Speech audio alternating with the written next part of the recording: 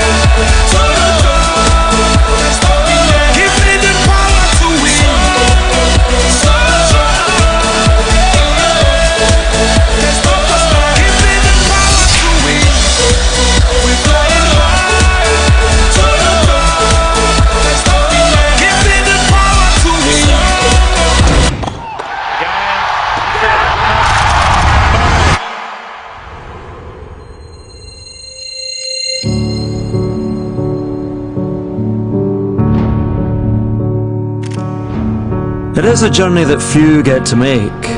From young dreams It doesn't really bother me what I do, just as long as I'm playing. to centre stage. Hi Andy, how are you? I felt a little bit of pressure. I think I dealt with it. An English kid won the US Open Juniors. To centre court. Camera speed? We're good to go. Rolling. We know that journey, and we know what it's like to live those dreams. When you hear the sound of the crowd, that noise, it feeds you. We know that need to play this game, that will to win that you have. On the court, it is you against an opponent. Sometimes it looked like you against the world. But you were never alone. And the crowd adore this man. Because while you carried your own dreams, you also carried theirs. They shared that long wait, and the hope, and the pain when it felt so close. The fourth Grand Slam final he hasn't won. Right, I'm gonna try this and it's not gonna be easy. But it made the joy even greater when it came. And you simply cannot give more. those victories were earned by you. The waiting is over. Andy Murray is the Wimbledon champion. But those golden days belong to everyone. I never take it for granted. I know how hard they are to win. We're measured by the titles and trophies. But what matters more is, are you proud of how you played the game? Triumph on centre court. Did you fight for yourself? Andy Murray orchestrates the crowd. And did you fight for others? Sam is the first U.S. player to Male player. I beg your pardon? Male player. Success brings the spotlight, awards, attention. But for you, it was always about the tennis. Always drawn to that beautiful torment. Resilience. This is the boy digging deep. Yet always knowing that there was life outside of the lines. And us, we have been against you. And with you. And we know how it feels right now. But in the end, we all shake hands with the opponent you cannot beat. The pain is too much, really. I can't keep doing this.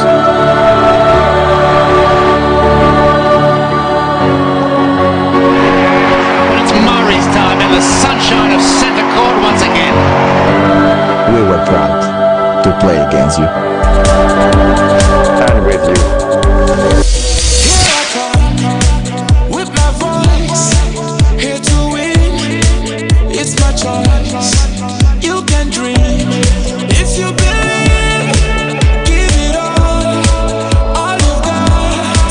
They are fast, I am faster. They are strong, but I'm stronger. I'm the best, so I pick up my chest.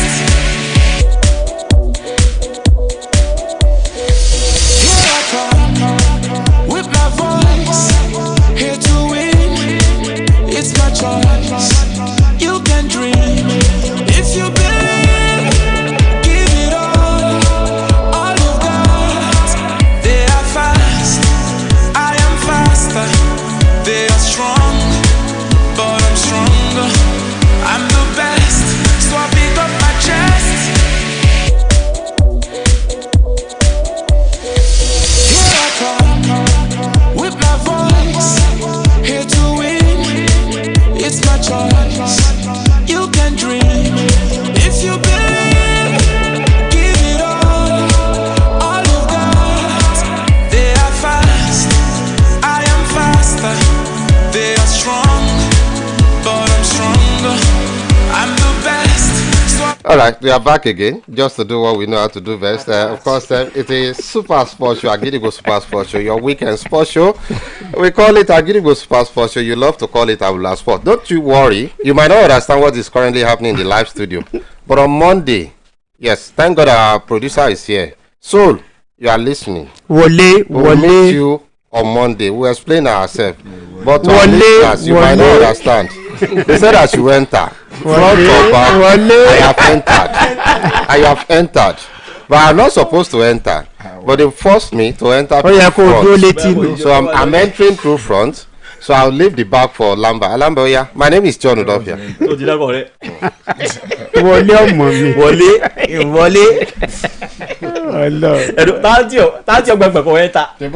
I was supposed to enter. Our producer is aware of him. Alakoba yóò rí mi kápá. Ẹ wo ẹjẹ́ máa kúrò àkúdé ní àkókò ìbíta tí láǹfà láti gbọ́ ìkànnì Agidigbo 88.7 FM. Ètò ìmọ̀ wábìlì ṣe wà pé gbogbo ọjọ́ Sátidé báyìí látàgọ́ 12 sáàgọ́ 2 ọ̀sán gbẹ̀rẹ̀ ẹ̀tì máa láǹfà láti ìwádùn rẹ̀ tá a bá ń sọ nípa Agidigbo Super Sport. Gẹ́gẹ́ bí ìṣòwò wa ṣe máa jáyín sí bẹ́tà tẹ̀lé máa láǹfà láti gbádùn ẹ̀ bẹ́ẹ̀ látún jáyín sí lọ́sàn-án àti tòní tẹ̀tún gbádùn ẹ̀ títún àtẹ̀yìn wá lọ. Ibrahim Salako ló kọ mi o ọ̀rọ̀ kí lábàá gbòòrò ayé wọlé ìwọlé Sami Obisesan. Sami no wọlé. Wọlé. A very good afternoon to listeners and viewers across the globe. It's another beautiful Saturday, and we are here to do what we know to do best. And I hope and we believe that you are also here to see us through the next 2 hours or so, where we talk about sports, anything generally. The Wimbledon Open is currently going on, and what a way at the European Championship yesterday. Both Portugal and Germany are out. and I think all load are now clear for the Spanish national team to do just this tournament anyway. Everybody knows that from the onset of this tournament, even before the start of this tournament, I supported the most successful and the most beautiful country, the Le Blues of France. So that's why I'm donning the jersey of the Le Blues of France. Samuel Biseson, Samuel Akitude, all the gaggings and they have. I don't know what they love. Sọ̀rọ̀ sísìkì láti gbé ga. Aboki. ọmọ ẹlẹsi o you cannot see that the issue is that you cannot see it in this studio. Why did you have to don Manchester United? You cannot sit in this studio and come and gbara Lela Boki. I support Wonder. Where is that song coming from? Number one, I'm supporting Germany. City ball. Supporting Netherlands. I don't understand. No, Sam. You cannot be supporting two teams. You said you are supporting the Netherlands. Everybody know they are supporting Netherlands. Ìjọ fún àmùbánà Liverpool jazzy fún àmùbánà ìjọ Chelsea bá na Arsenal jazzy Chelsea ni winning team ọmọ tó ṣẹlẹ̀ ó tó ní sórí lájọ tàti ń ṣètò tàti ń sọ ó ní Chelsea Crystal Palace tó yí jọ kò dákọ̀ France níbo so what's now getting there Èmi Adigun mo sì jẹ́ ó dákọ̀ France níjọ́ tà ń sọ mi. Why are you guys lying? What lies? Why are you guys lying? What Netherlands. You have been supporting Netherlands. I know you are the only guy that says things the way they are. 100. Nothing but the truth. Yes. You know what Agidigbo stands for? Yeah. Ododo. Welcome on board. I can't remember Akiye. Don't interrupt. Ìkànnì Agidigbo. Àwọn ìbú yẹn ti mú wálé. Gbogbo ẹ̀yin ó kọjá ìsọfẹ́sì mo sọ fún yín pé bus stop Germany dé. It's a matter of time now. So bus stop. Skilachi said, talk what you want to talk. I'm here.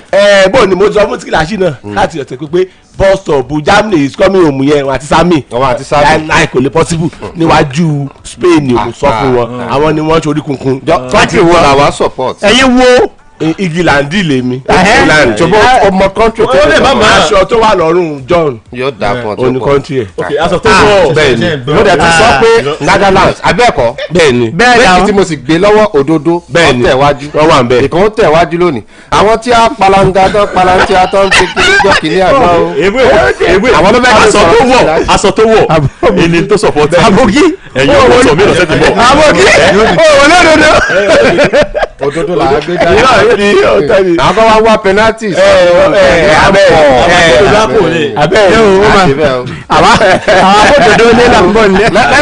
Let the loser speak first. Samuel Akitude, the losers with Portugal. Welcome on board. Losers with Portugal. I saw his speech to yesterday. What did I tell you yesterday? Sam on in social media page. He actually tagged me. I saw his speech too about Portugal. About 2020. Kilo koro awa. I wonder. I told him something. With the same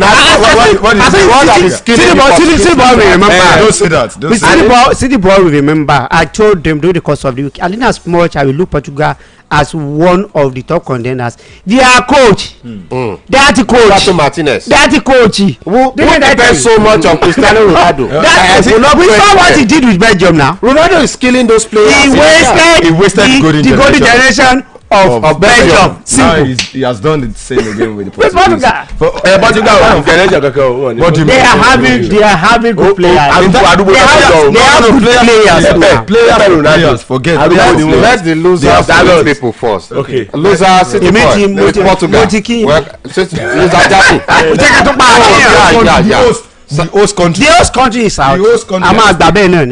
So we are going a word of encouragement to your colleague. Skilachi, we are this same together. We are this played together, but it happens anyway, and it can happen to anybody. It will happen to France. But the game, I saw the game yesterday. I love it. It was a battle of the Titans, and before the game, everybody agreed that the two best team in that team are scoring up, and some has to win, but the man of that win. Exactly the way Liverpool snatched Carabao Cup from Chelsea the other time. That was exactly what happened yesterday. But we still move on. Before this tournament, Germany was not doing well. In fact, we are friendly results and nothing to write about. But I love them. They did very well this tournament, and they can just move from this one and improve. That's just it. For Portugal, Roberto Martinez has done it again. But let's just hope they will move forward from that plan. People are looking at Portugal about Pepe and Ronaldo, forgetting that they still have fantastic players. Bruno Fernandes, Bernardo Silva, Diogo Costa, and the rest of them. The set of players we have now is actually the best in recent times for that team.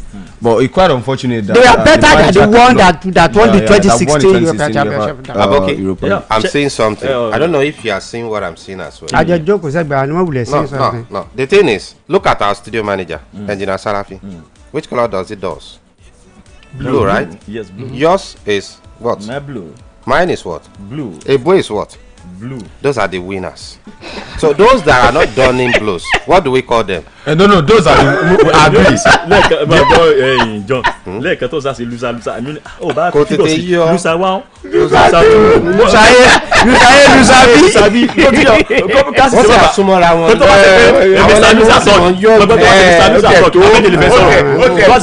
lusa laba ó tiẹ̀ tó bàbá ẹlẹ́bìí sùn yìí tẹ́ bá rí n tó kọ́ àbígbà àtẹ̀yẹ̀ wẹ́ wà sùn bẹ́ẹ̀ kí ló dé City boy náà ẹni wàá bọ̀ yọ ó gbalẹ́ka you know what will happen before we come back to loser 2 City boy for him to tell us when he slept last night how he felt about Cristiano Ronaldo and Portugal and which way forward. I don't know if we will be adopting any team now that his favorite team is out. I have another team. Which team? England. You know, only one about me. Sam, say something before we take a break. That's about 30 now. Team B no to Jilla.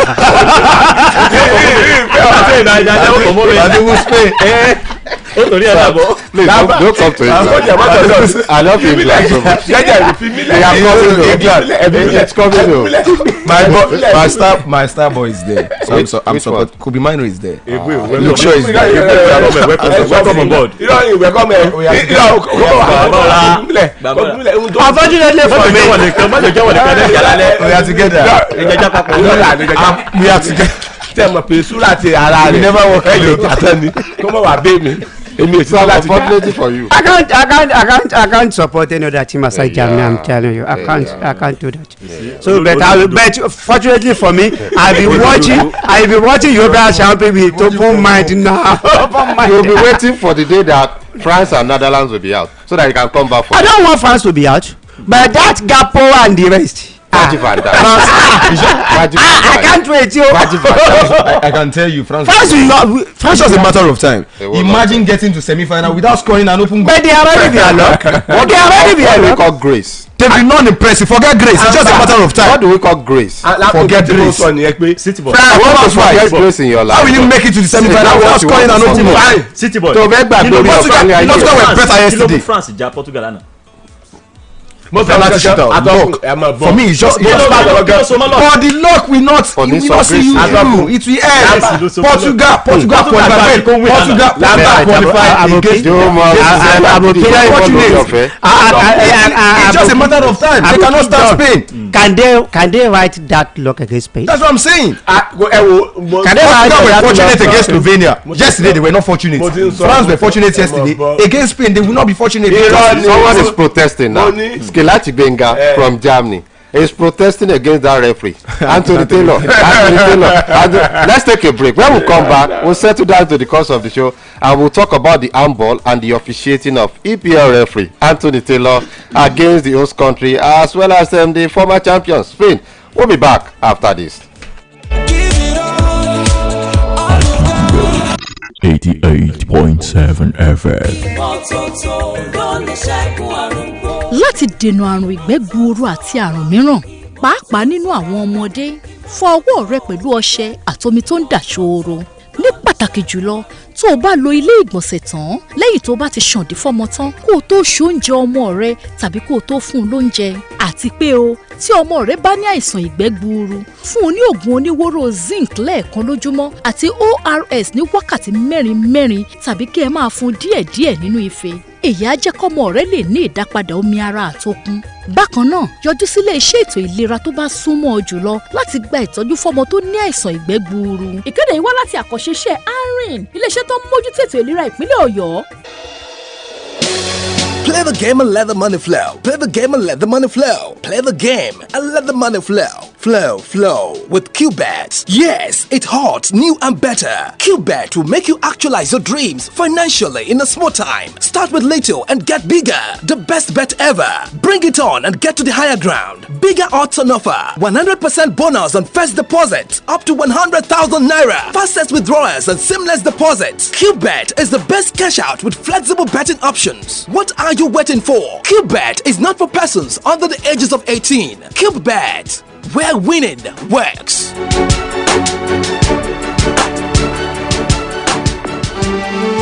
ó ti pẹ́ tó o ti ń gbìyànjú ẹ̀ wò láti lọ kàwé ṣiṣẹ́ tàbí rìnrìn àjò afẹ́ lọ sílẹ̀ òkèèrè ṣùgbọ́n tí gbogbo ẹ̀ ń dínkọ̀ bí ẹni fẹnu ọkọ̀ sọlẹ̀ ọ̀n láti jẹ́ pé àwọn iléeṣẹ́ àṣà àjẹun travelling agency ló ń bọ́ sí lọ́wọ́ jẹ́nsáré wá fún ọ ní ìròdùnú nípa iléeṣẹ́ Crew Global Interlinks ọ̀jìnì iléeṣẹ́ tàbí gègé wúrà kọ́rúkọ rẹ̀ tọrọ bá di kábàánì ṣètò ìrìn àjò sílẹ̀ òkèèrè yálà Canada America UK pẹ̀lú àwọn Schengen country àti bẹ́ẹ̀ bẹ́ẹ̀ lọ bóyá o fẹ́ lọ kàwé àbò fẹ́ rìnrìn àjò afẹ́ àtẹ̀yìntẹ́ fẹ́ lọ gbìyànjú ajé ọ̀nà àbáyọ nìyí ọjọ́ ti pẹ́ tí iléeṣẹ́ Crew Global Interlinks ti wà lẹ́nu kábàánì tòwé ìrìn àjò sílẹ̀ òkèèrè tí wọn ò sì mẹ́tàn mọ́ bọ́ bá sì jẹ́ gan ni wọ́n sọ fún ọ kàn sí Crew Global Interlinks ní 72 Rẹ̀mílẹ́kún house Adékúnlé Fájuyì road ládojúkọ pápásírí Àdámàsìgbà Ìbàdàn nípìnlẹ̀ Ọ̀yọ́ wọ́n tún wà lẹ́kọ̀ọ́ Ìlọrin Àkúrẹ́ àti yíká orílẹ̀-èdè Nàìjíríà ní 08123371693 àti 08077752646 ó yẹ jẹ́ àfò lókè pẹ̀lú Crew Global.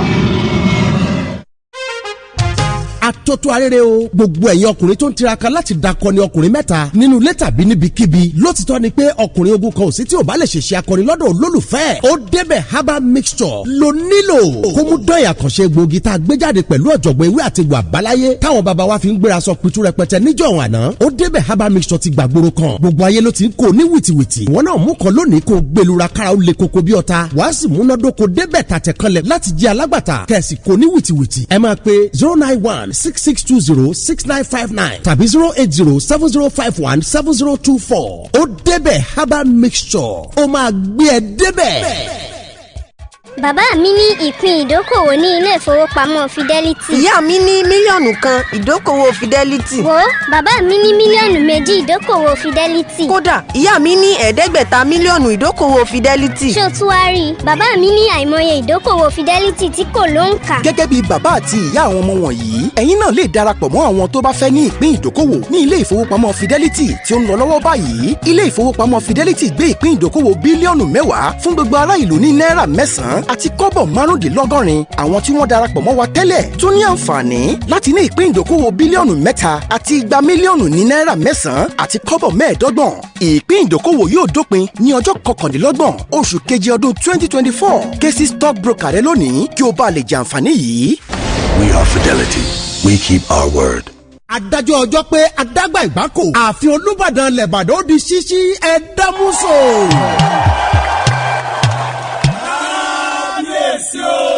ká dúpẹ́ lọ́wọ́ Elédùà tó ṣọlá èyí fún wa nílẹ̀ Ìbàdàn. Ìdí nìyí tí àgbáríjọpọ̀ ẹgbẹ́ gbogbo ọmọ bíbí ilẹ̀ Ìbàdàn Central Council of Ibadan Indigenes tó fi mọ́ ìgbìmọ̀ àwọn olóyè Olúbàdàn in council ṣe ń pe tolórí tẹlẹ̀mù nílẹ̀ Ìbàdàn àti ilé àtòkò tó fi mẹ́yìn odi láti darapọ̀ mọ́ wa ní Wednesday ọjọ́ 10 oṣù keje ọdún yìí July 10 láti ṣí ààfin Olúbàdàn ilẹ̀ Ìbàdàn tuntun àràgbá yamuyamu tó lé téńté sókè àrẹ̀mọ nílùú Ìbàdàn gbogbo olóko lókì sankosanko kàrìnkàrìn láwùjọ ni ó wà ń bẹ̀ nígbà tí a bá ń ṣàfihàn Olúbàdàn ilẹ̀ Ìbàdàn onísábàbí re gómìnà ìpínlẹ̀ Ọ̀yọ́ His Excellency Engineer Olúwaṣeyì Abíọ́dún Mákindé lẹ́ni àyẹ́sí pàtàkì tí ó tún bá wa ṣí aṣíwájú Bọ̀dé Àmọ́ lálága ayẹyẹ olóyè Báyọ̀ Oyèrò wà ń kalẹ̀ àtàwọn kàrìnkàrìn tá a lè kà tán ààrẹ CCII olóyè amòfin Suleiman Ajẹ́níyì Ajẹ́wọlé ni ó máa gba gbogbo wa lálejò ààfin Olúbàdàn ó di ṣíṣí kágbádé wọlé lókù.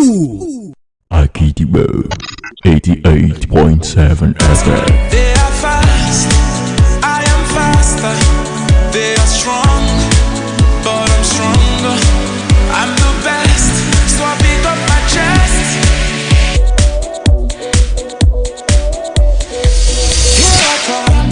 Oh, here I come. We are back again. Good to know that you are still very much there. The program is Agidigbo Super Sports Show. Never mind us. It's a live program, so sometimes some things get us distracted in the live studio. But we are back. Let's acknowledge those that are joining us already on our Facebook page, Agidigbo 88.7 FM. Of course, Kunle Aguero Peters, all the way from Italy. Thank you so much. I appreciate you. Said Agidigbo Super Sports Show, the first edition in the month of July. Thank you so much. How about that? So it's not too late for us to say Happy New Month, guys, right? Yes, Happy New Month. Yeah. Happy New Month to our listeners and viewers. Happy New Month to our. We just have to wish ourselves Happy New Month. Okay. I'm saying Happy New Month to all the fans of France, Netherlands. Okay. Happy New Month to the German fans. Happy New Month to the Three Lions of England. To the Arsenal faithful, and then England boys. Let me also add Happy New Month to everyone. So the question is, I support you. Happy New Month. Saka will watch us. Arsenal fans, Abi. Ṣé Saka will watch us? Saka ṣe aṣọ onímọ̀ báyìí. The guys will watch us. Aṣọ onímọ̀. Ṣé kìí ṣe ọmọ Arsenal? O mọ yẹmọ tí mo fi lẹ́ ní Europe ni 13. 13 mi ò ṣeré. Wọ́n wà ń bẹ̀ báyìí. Wọ́n wà ń bẹ̀ lọ́wọ́ báyìí. Ó ti fi méjì àtàwọn. Méjì àtàwọn gan wọ́n sábà wọlé. Adetoku Daniel, thank you so much. Welcome on board. Adetoku Daniel say Liverpool for life. Oh, you are a Liverpool fan. Pablo Lavish, thank you. Abidemi Raji, Ridwanullah Raji, thank you. Mafoje Peter, appreciate you so very much. Set up shooting up Chelsea. Faith Israel Oluwa Shiji, thank you for joining us. Kilati Benga, always appreciate you. Say a regard to your wonderful brother. Abdulatif Ayodeji from Dallas, Texas. On the 15th of this month is the birthday of Abdulatif. In advance. That will be on Monday. On Monday. Upper Monday. The rest I will not tell you. My point is Lamba. Bisa mi se gbọ́rọ̀. Lamba. Ojú ẹ̀ wáyà tó wá rẹ̀. Adé mo mọ̀ pé ó ti zẹ̀. Yóò ti zẹ̀. Kẹ́sẹ̀ pé yóò zẹ̀. Sábẹ̀ ló yẹ kó máa It's a United fan. It's a United fan. Gbogbo ẹ̀ ti tó. Àwọn wà lámà yẹn. Ara kò bí màá inú. Ṣé ká mọ̀ ìyẹn ọmọ ní báyìí? Ṣé ká mọ̀ ìyẹn ọmọ? You know, you started with us now. Bad ìyẹn ọmọ o. I'm on common. No, we know where he belongs now. I'm on common. He's a United fan. Are you supporting us? Are you part of us? We know where he belongs. Okay. Another message just came in now from Skilati Benga. Yes. And he said, my second son, tomorrow is his birthday. Wow. Farouk, happy birthday now. Happy birthday. Wow. What is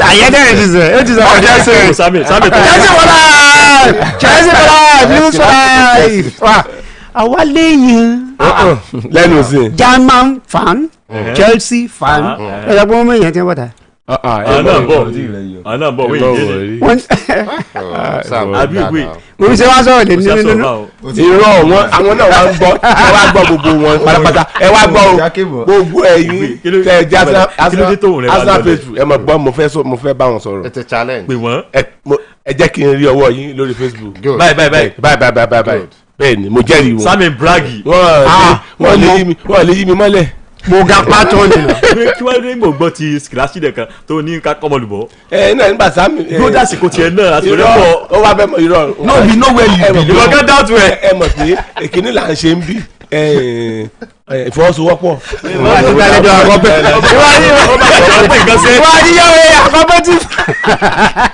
Skilati Genga say Dr. Sam confirm always with you. Okay, thank you so much Skilati Genga in advance to your wonderful son Farouk. Don't worry, Legbegbe will be here to celebrate you. Tomorrow, of course, on Monday, we're back again on Sport Connect to celebrate your lovely son, Kemi Amawo. Thank you. Olajide Olugenga say good afternoon. Agidigbo Super Sport crew. My regards to Aboki Lamba, Ekun, Oko Odofia, Nto Soyen Lo ba gbogbo ẹ̀jẹ̀. And I will not read the review. Aboki, read the sorry rí mi ní èmi kò fi ó ka. Ìbọ̀bá tó ka. Ọlọ́run wá dojú tì yín. You know why? Yes. Boy, guess what? Guess what? You call for them and they show face. Dan came from Canada. Hey! Up corner. 3 goals are for Dake. Grossa. It's been a while. How have you been? Mo jẹ́rìí wọn. Dake kẹlẹ bí àforíjì. Wàlá ìkàlẹ̀ mi ní no you see right. Dake ní ọ̀rọ̀ fún Eddie gbàdọ̀ yìí pé gbogbo ẹ̀yìn ewu ẹ̀ ti pẹ́ bọ̀ ti fọ́jú ẹ̀ pọ̀. Ìkàlẹ̀ mi Dake ti ta sí ní àforíjì. Okay. Skilati Gbenga said, John, check your DM. Before I told you what Skilati just sent to my DM now. 3 goals are for Skilati Gbenga. Bosa. And he said, I will send something to you guys. Wow. So, OTP of IAM. Yes. Okay. Weekend yẹn àzẹ̀ na àwọn Chelsea fans. Ọtúndé nìyẹn. Skilati, thank you so much. God bless you. Adébímpé Adéyẹmọ, thank you. Ẹkùn ọkọ Udofia Anuja padà. Nígbà tí ẹ̀. Ọlájídé Olúgbénga ló send ẹ̀. Ẹkùn ọkọ Udofia. And he said, regards to all other dignitaries in the studio. Yes. Àwọn èèyàn jẹ́ àchẹ́kùn ọkọ̀ Udofia. Sam, guess what?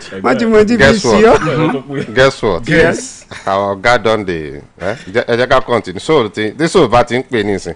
Okay, we'll stop everything. 3 goals are for soul. Bosa. So I said to you. Baba Jule. Let's start from a high and low point before we acknowledge the remaining messages.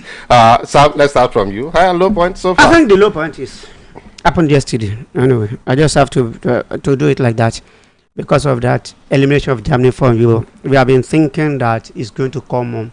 From we have to borrow that slogan for the English. You know what happened yesterday? After that game, quite unfortunate. Our producer is working on that clips. You could have just seen the clips now. The 3 Lions of England fans, they went to the camp of the German fans. They confronted them. Sam, it was a serious battle. Yeah, you should know. You should know now. You know what they were chanting? They sang.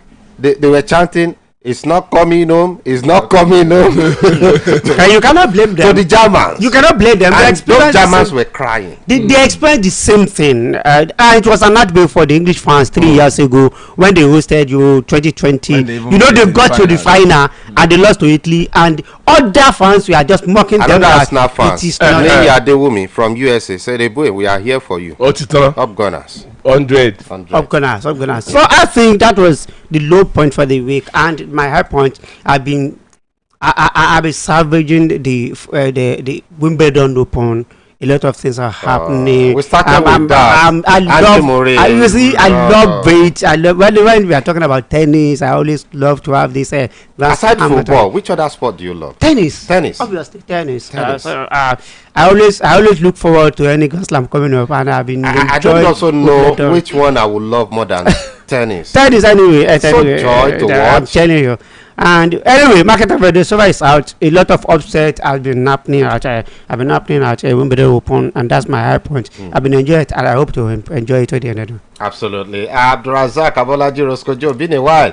He said he's saluting you guys. All passport through. All blues. Abiodun Ajadi said my low point is the elimination of the German yesterday. Obviously. Not a good one. At least we ought to have gotten to the final anyway. It will have been better. Ought to have. I got your message, Olajide Olugbenga. He said, John, don't worry, apology for saying that, for calling you Aboki. Calling Aboki Ekun, Oko Udofia, but I've not been seeing you on Friday morning with Adekunle Alubarika, with Aboki Lambo. Oh, you better be crochet. Okay, I will try and make myself available. Ojú ọjọ́ ló yí padà. To fẹ́ challenge me. So le jiro akoko. Ẹ̀yin sì wá jọ lójú. I'm promising you Olajide Olugbenga every Friday. You get to see me. Yes. I want to show and teach Aboki that Adigun, nto fi ń pàdígun ládìgún. Mo fẹ́ fi hàn lọ́jọ́. Aboki ẹkùn ọkọ Udofia. Gbalẹ́nu mi kò sọ́dọ̀ mi.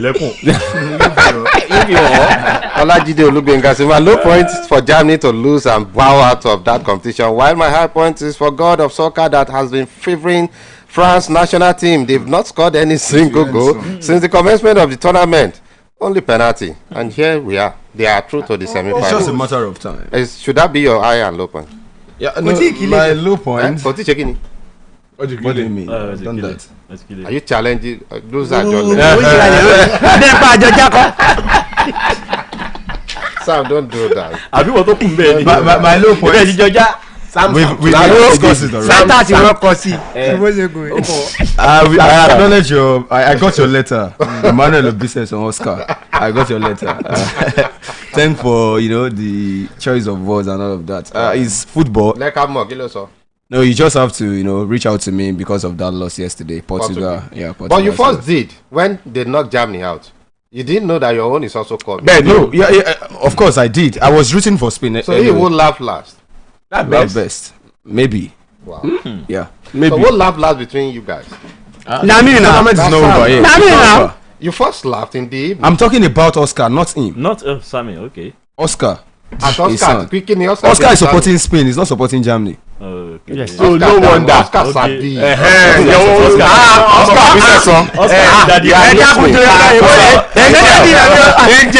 Let me give Oscar what he wants. Oscar Sabi.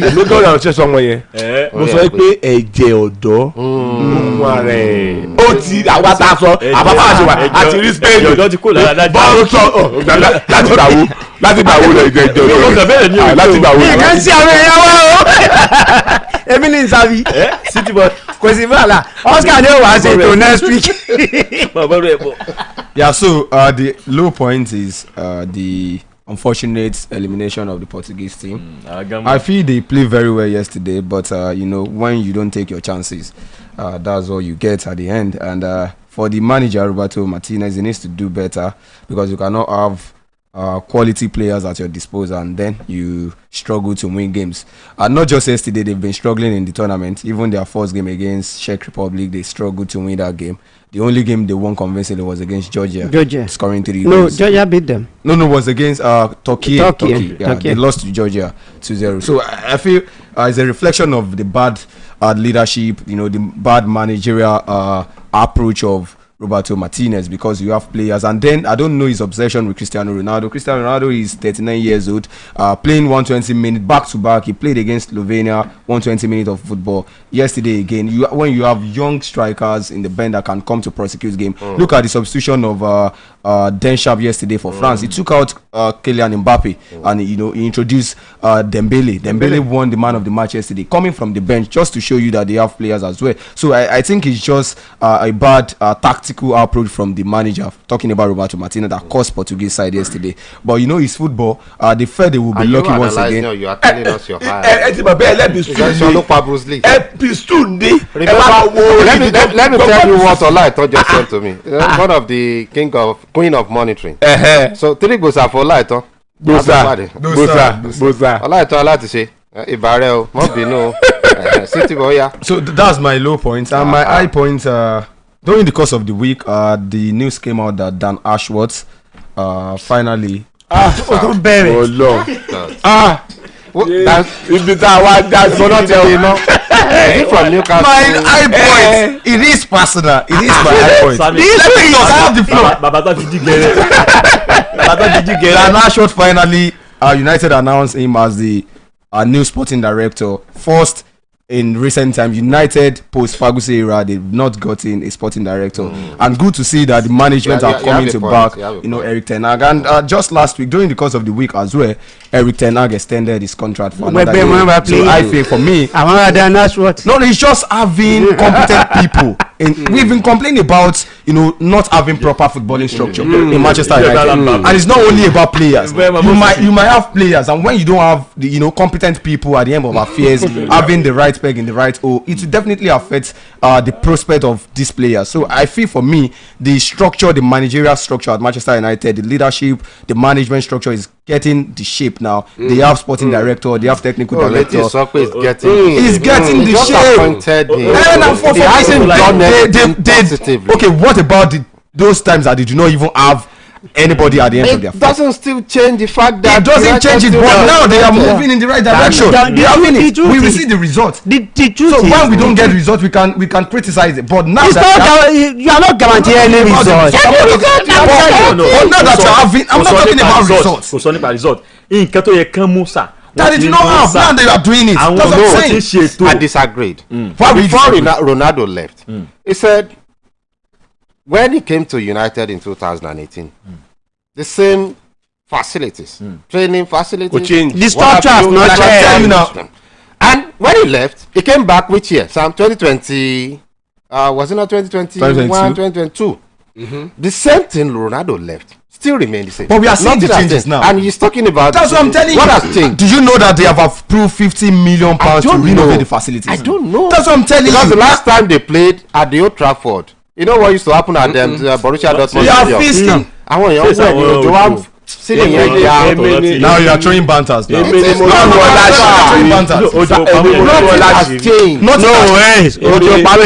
Lamba wọ́n gbé mi. Èmi ni mo tú wọn láṣìírí lọ́jọ́ yẹn. Mo lọ fún ìtẹ̀ mọ́lé. Ó tún wá náà wọ́n. Wá rọ̀jò. Lójó wá ya. Everything wá ya. Wọ́n ṣe gbogbo pàmò. Okuṣẹ́. I'm not even going there. Mobo Adedoko from USA said, "Goddess for life, leave Ebu alone. Leave Ebu alone." Jenny Rotimitayo John say, "All Spain, all France, England is going home tonight." Oh, Mosumola Fajori, yes. Toban Sopa love tennis. Yeah. No one loves tennis more than her, Mosumola Fajori. She's a lady and she loves this game. She says, "Good afternoon, Agidigbo Super Sport Crew. That intro of Andy Murray was touching. Thank you for always dishing out the best. Wimbledon on your plates today. We'll talk about that, don't you worry." My crush, Mosumola, do you also have that feelings that Emma Raducanu will win this tournament? I said something on my social media page yesterday. Someone is checking the profile of Mosumola already. Our studio manager knew. She's a beautiful lady.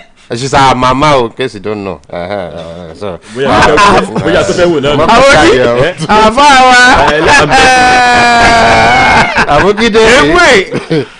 Aboki ṣe. I mean Mola Aboki. Lamba moto sala.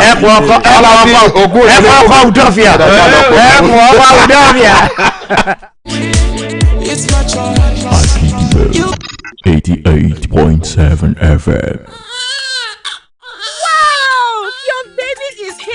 Congratulations! Do not waste time. Put your baby to breast within the first 1 hour of delivery to give that first yellowish milk colostrum. Colostrum has all the important nutrients your baby needs to start a healthy life. Colostrum also helps to protect your baby against diseases. Remember, put your baby to breast within the first 1 hour of delivery. This message is from the Anrin Project or your State Ministry of Health.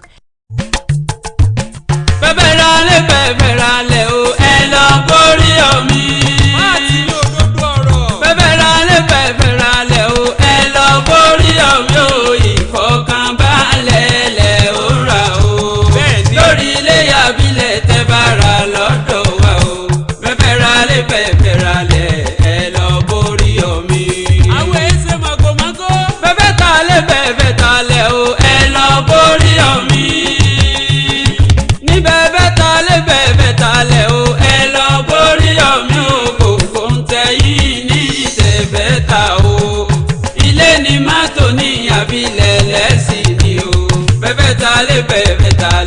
Ẹ lọ borí omi.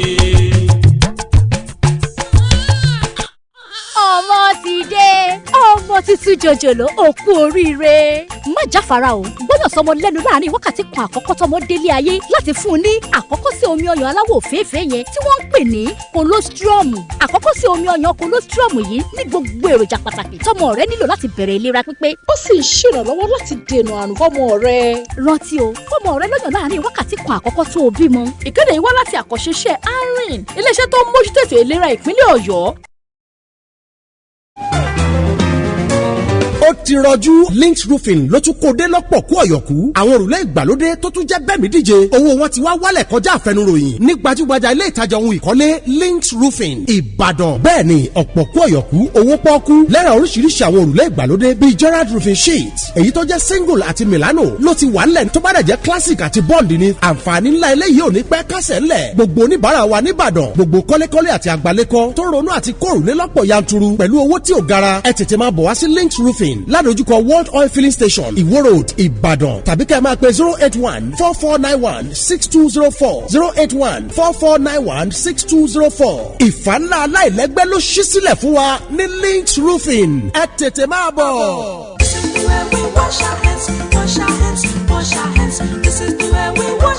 To To prevent diarrhea and other diseases, especially in children, wash your hands with soap under running water, particularly after using the toilet. After cleaning your baby's bum, before preparing your baby's food, and before and after feeding your baby. If your child has diarrhea, give zinc tablets once a day, plus ORS every 4 hours, or frequently in small sips from a cup, so that your child will replenish lost nutrients and regain strength. Also, visit the nearest health facility to get treatment for diarrhea. This message is from the Anrin Project, or your State Ministry of Health. Agidigbo 88.7 FM. If you believe, give it all you've got. They are fast, I am faster. They are strong, but I'm stronger. I'm the best, so I pick up my chest. Here I come, with my voice, here to win. It's my choice. Wait, you said something. Okay. Wagaralole. Benny. Guys, 3 gbosa for Skilachi Benga. Bosa. Skilachi Aturawo you. Thank you so much. I appreciate you. Boy, what chicken? Wagaralole. Okay. Where are we? Èmi náà ni mo fẹ́ sọ high and low point. Okay. So taba ṣe high and low point tèmi. High ni mo ní. So ti Sam so. Nígbà tí ó ti mọ̀ pé òkú máa bá òun. Èmi bàbá tí mo kó dání. Ṣé high mi ni pé bí France àti Spain mo sọ fún Sami méjèèjì pé Germany end of the I road. wish people can see the facial look of City Boy. Why is he so sober? Èyàn bọ̀rọ̀ mọ́tò ó ń gbé Portugal sórí ló gbé Portugal sórí ló fa máa yù dání mo ní ìtò gbé sórí yóò rè bọ́. And yesterday yesterday part of his alawi were don't cook what you cannot eat. Oh, sure. To qualify. No, you have the ó ti yọ ìwé Namba lẹ́yìn. ó ti yọ náà so bọ́dẹ̀ ṣe Oye Sam.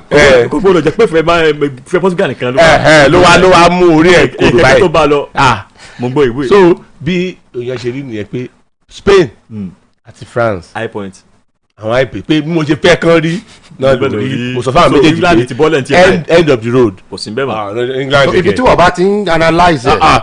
End of the road tournament bẹ́ẹ̀ ni káwọn kan. mo ti sọ. òkè ká bẹnu láàbì. Sọ bẹ́ẹ̀.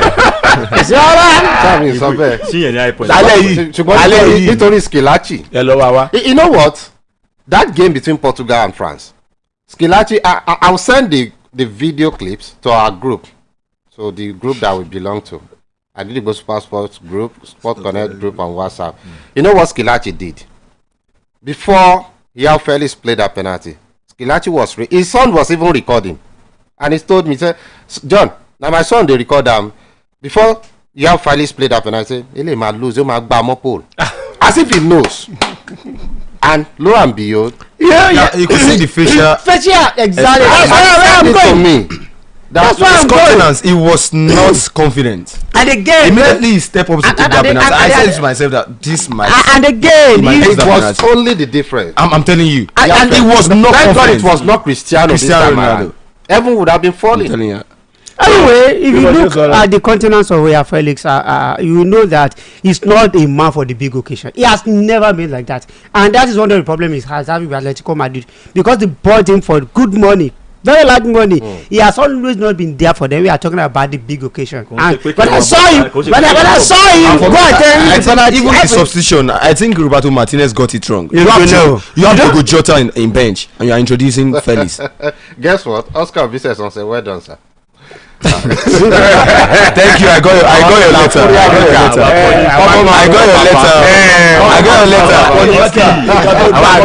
Thanks for reaching out in this trying time. Thanks for reaching out. I got your letter. City boy. Ayodeji Abdul-Lateef. Oye mi. Ayodeji Abdul-Lateef, thank you so much also for joining us. Quite unfortunate, USA is out of Copa America. Abdul-Lateef, let us know which country are you going to be supporting now? Now that USA is out, Brazil. I think that the competition has Argentina written all over it again. I don't want to wish Argentina Venezuela would expect good now. Canada. Aha! Nicholas from Canada. Welcome on board. I said happy new month to my favorite sport games. My high point is Canada advanced to the semi-final of the Copa America. I don't have any low point, but I can't wait for the 3 Lions to be eliminated from this tournament. You guys are doing wonderful job. Nicholas, have fun. Mi kàn yín máa jẹ́ tó máa jẹlẹ̀ sáwọn èèyàn. Ẹ fún mi láǹfààní kí n sọ. Àti ti parí high point. Ó yá parí ẹ̀. The second high point náà ni pé mo fẹ́ kí gbogbo àwọn Arsenal faithful kálá wípé a kó àmójúbà kálá kan tó fẹ́ wọlé mini Calafiori tó fẹ́ wọlé. That of proven guy from I love that adjective. It's called home goal in this tournament against Spain. Calafiori. Ayodeji Abdulateef Fashola, I'm supporting Canada, our neighbor, as if you know. Yeah. Guys, let's talk about the officiating yesterday. Anthony Taylor, that arm ball. Yeah. Anyway, I saw an interview Stratwell after the game. You see, we just have to enlighten our listeners that before the commencement of every tournament, they always have the rules guiding them. So many rules. And Stratwell said that before the commencement of this two, they have been told that kind of position will not be an handball, a penalty handball in this tournament. Thank you. In that case, Anthony Taylor was spot on. God bless you. City boy. Yeah, exactly. It's about the rules. You know, we shouldn't attach emotion. No, it's not about emotion. You know, the thing immediately it happened. I was telling somebody that must be something beyond this case that Anthony Taylor saw it. You know what? Let's take a breather. Let's go read some news. Not be we go read them anyway. We have veterans. When we come back, we'll continue from where we stop. Agidigbo Super Sports Show. We'll be right back. Gẹ́gẹ́ láago kan ọ̀sán lò láti iléeṣẹ́ rédíò Àgídìgbò 88.7 FM Ìbàdàn. It's 1 p.m. on Agidigbo 88.7 FM.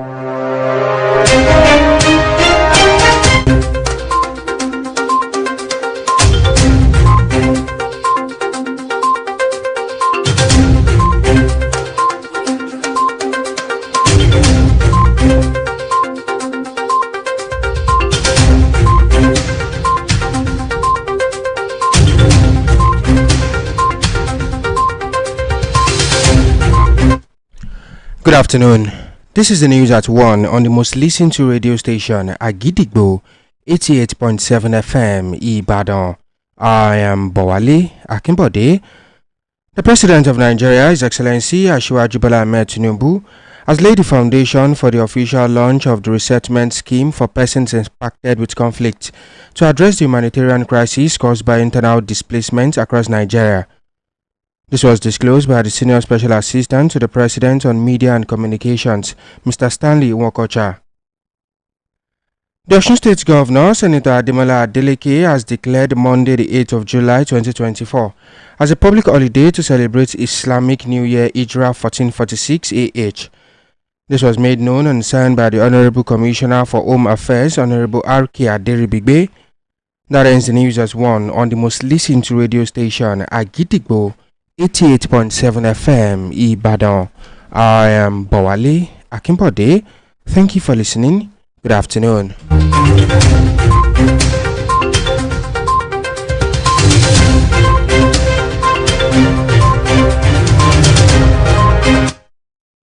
Ẹ káàsán o, ìròyìn aago kan ọ̀sán rèé láti iléeṣẹ́ rédíò Àgídìgbò 88.7 FM Ìbàdàn, ìkànnì àkọ́kọ́ táyé ń gbọ́ jù lórí àtẹ ìgbéléwọ̀n.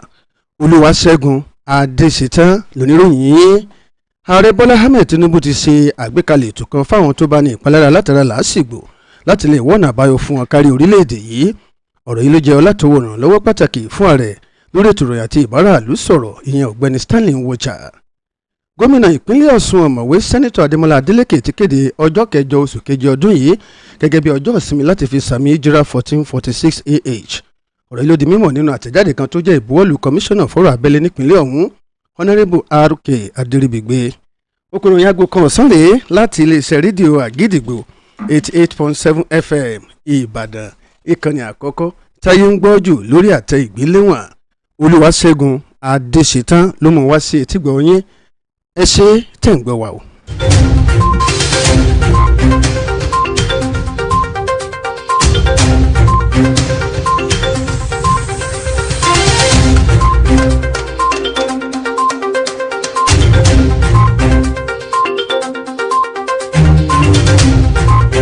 Agidigbo 88.7 FM. With my voice, here to win. It's my choice. You can dream if you believe. Give it all you got. They are fast, I am faster. They are strong, but I'm stronger. I'm the best, so I pick up my chest. Alright, welcome back. Glad to know that you are still very much there. The program is Agidigbo Super Sports Show, your number one radio station, Agidigbo 88.7 FM. Yes, we were talking about the handball situation between, a certain Marco Cucurella of Spain versus Germany yesterday. Anthony Taylor. Sam has told us his own part. Next is City Boy. City Boy, let's have your take. Yeah, for me, I think the rules is very, very clear, and it's very, very important that we educate people just to know that it's not only about emotions. They have certain guidelines that that guides the the action. Yesterday, when I saw the action, for me, I was also thinking that you go first. I was thinking that it was a clear penalty, but I noticed that it was very, very obvious that Anthony Taylor saw that angle. So there's no excuse for him not to have awarded that penalty, if not for the rules. And like he explained to me, and the I also watched that video of the VAR yesterday Artwell talking about the Englishman. He explained everything explicitly, that there is the rules before the commencement of the tournament, that in such situation it can never be penalty. And if we want to talk about the performance of Anthony Taylor yesterday, that maybe he favors Spain or something, you can remember the reckless tackle of Toni Kroos against Pedri, and it was not even not even carded, not even a yellow card. So for me, I think Anthony Taylor was not biased yesterday with his officiating. No. But there is this perception about English officials. Especially Anthony Taylor. So people already have that mindset. A lot of people are even saying to buy Liverpool. Exactly. So people have that mindset already. Even before the game, even before the build up to that game, a lot of people have been complaining about English before that game. Anthony Taylor, like Oliver for France, and Anthony Taylor for Spain and Germany. They did very well. But because of that mindset, the prior mindset that people had about English officials, and honestly, if they were in charge of that game yesterday was not Anthony Taylor, he would have lost grip of that match in the first 10 or 20 minutes. Because that first or 20 minutes was very well. You see, the job of referee, very, very delicate. I'm telling you. At that point, we always say it on our show, every of our sports show. First thing that will come to the mind of the referee, the first thing the referee should do is to apply his discretion. Use your discretion. Should I, at this point, spot it on or not? But immediately he uses his discretion, Sam. And the rules also in line with the rules. Because if you look at don't worry, very soon we will let you see the clips on our Facebook page. Marc Cucurella's hand wasn't moving towards the ball. It was trying to shift his hand back to body. Just to exactly. At the back to avoid such a situation. To avoid it. So and it kind of see that kind of ojútègbè ìfìwò yàtọ̀. Kò yàtọ̀. Bẹ́ẹ̀ ni tùbí ó kàn jẹ́ pé àti máa ń sọ náà fún gbogbo nǹkan bó kí gbogbo àwọn referees, àwọn tí yóò fọn fèrè, àwọn tí yóò dúró sí àárín pápá, àárín gbùngbùn, àwọn tí yóò mú flag dání, wọ́n máa ń ṣe ètò yẹra wò fún wọn kí fọ́ọ̀kì wọn tó bẹ̀rẹ̀ sẹ́mínà bí ìgbà kan pín sẹ́mínà tó kí o bí eléyìí tá a fẹ́ ṣe yìí o eléyìí tó wà bẹ́ẹ̀ o àwọn òfin tó de lélẹ̀ àwọn òfin tó tu lélẹ̀ tẹ́ bá rí nǹkan báyìí tó bá rí báyìí ọ̀nà tẹ́ gbé gbà lélẹ̀ bẹ́ẹ̀ bá rí ilé ìbò bá rí bá so wọ́n á ti fún wọn ní ìdánilẹ́kọ̀ọ́ lórí rẹ̀ so òun náà nírú ẹ̀ náà kéèsì ẹ̀ náà ló wá jẹyọ lánàá níbi ìbẹ̀yẹn tó fi wá jẹ́ pé wọ́n wá wò wípé níbi tòun o tàbá ní káwọn tó tọ́ ó súnmọ́ ibi tí Anthony Taylor wà ó dẹ̀ rí dáadáa ó rí dáadáa ṣùgbọ́n òfin tó ti wà nílẹ̀ ni pé bẹ́ẹ̀ ṣe tẹ́ bá rí situation báyìí òun ló fà tó fi jẹ́ wípé kò wọ́n fi mú àmì ìgbésílẹ̀ gbà sí o tàbá wá ń wò ẹ mọ̀jà pọ̀ tàn wá jẹ gẹ́gẹ́ bí òfin yẹn òun ló fà á tí òfin bẹ́ẹ̀ tó bá jẹ́ pé kò tí ì sírú òfin yẹn wọ́n pọ̀ pé òkè o tó bá yẹ pé anything tọwọ́ bá ti bà nínú etí ni ẹ mú o ọ̀tọ̀ ní tí o bá wọ́n bá mú lánàá yẹn. Samuel Akẹ́tọ́lé sọ pé ojú táwọn èèyàn fi ń wo àwọn adarí ayò yìí tẹ́lẹ̀ ló fa gbogbo nǹkan táwọn èèyàn sọ yẹn. perception. tí o bá yẹ pé bóyá òfin tó wà nílẹ̀ ó dé wọn ọ̀sán nǹkan táwọn ìbá máa sọ pé wọ́n ti mọ̀ pé Akíla ti sọ tẹ́lẹ̀. tí o bá jẹ́ pé ilẹ̀ Gẹ̀ẹ́sì náà wà ní penalty ni ẹ mọ̀jà parọ́ kan wá jẹ́ o. For those that are watching us already on our Facebook page, Sam, this is it. The rivalry between the Germans and the English fans will never stop. After the game, this was what we talked about. Look at that serious fight between the German fans and the English fans. He's not coming home again. You guys are out. And the German fans were saying, referee no knock out because of that. I mean, this thing also happened in them this advanced country. Everywhere. You can remember Adamasingba Stadium. Rangers fans. Look at English fans and German fans. This is part of what makes football tick. I would love to have this kind of atmosphere at Adamasingba now. Oh, I would love to. I'm telling you, after each game, let us go there to wind down, do that banter, do the jest, and we go home after the. But yeah, later when I tell you, mommy, yeah, we don't go. But the issue is this: it happened everywhere, and you could remember after the elimination of England at the last tournament, everybody we are over them. It's not coming. Oh, it's not blah blah blah, and that is what make football enjoyable anyway. And you know another thing is that both the English fans and the German fans, we know them for one thing. The rivalry. Man, they always been no saying. That is one of àti German fan àti English fan.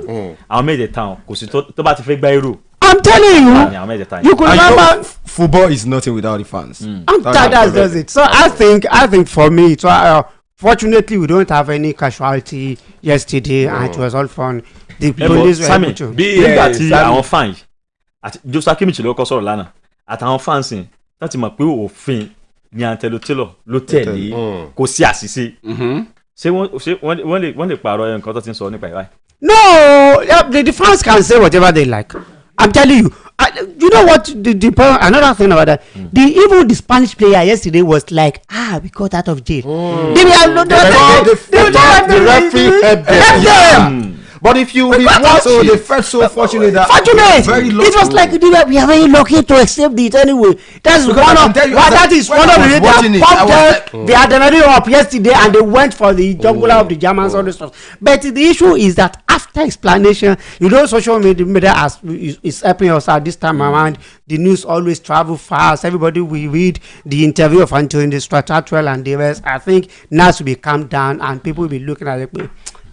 And again, these football fans over there knows that there is always be another time. Wọ́n ti ẹ̀ mọ́ tó tọ́ ṣùgbọ́n tí wọ́n sọ wọ́n sọ. Yes, but we make their things known, but the issue is that another time we come. We give it another go. Tàbá sọ̀rọ̀ nípa pé àwọn rẹ́fì ilẹ̀ Gẹ̀ẹ́sì òfin táwọn ló lọ́dọ̀ tiwọn ó yàtọ̀ sí tán lónìí.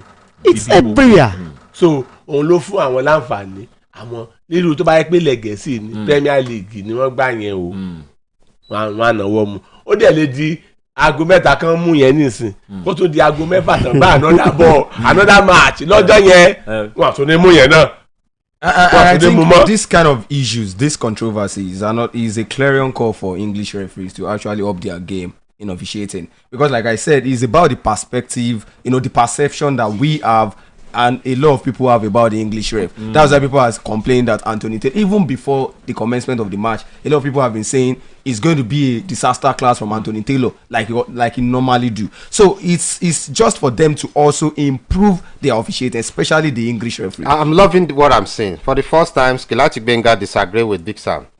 He said, Dr. Sam, I don't agree with you on this. Why the new rules was not published before the competition start? And, and we can have 11 goalkeepers. It was not about the ball. It was these are going because to yesterday, after this game, I saw the status of Skilati Benga. He was crying. And he told me, we chatted, he said, John, Ojoro. John. At first, I thought it was pure Ojoro. But I had to rewatch that incident. And I went through the rules. Especially, well. You see, Skilashi, I was hurt with that defeat yesterday. I'm telling you, I don't normally get hurt when Nigeria hurt, but when I'm talking about German nationality, I have that passion for just them. Like Skilashi. But I'm telling you, but the issue is, before the commencement of every tournament, they were, like Ibu rightly said, they will have a kind of get together for the friends. Let me give you an instance. In what we call assist in the league competition, let's say EPL, it's not the same thing that we amount to an assist in the UEFA Champions League. Yeah. Technically, they have the kind of technicality about them. So before every tournament, they will call the referee together. In this kind of situation, this is how we want you to deal with it. In this kind, some people are complaining about they go and do that VAR cannot intervene because everybody knew that. Anthony Taylor saw he just saw that I saw it and I've handled it. It's not penalty. Now the issue is that they have told communications. There were communications. They have told them that kind of situation in this tournament is not good. It doesn't mean that if they are playing World Cup tomorrow and this kind of scenario happen, it may be a penalty.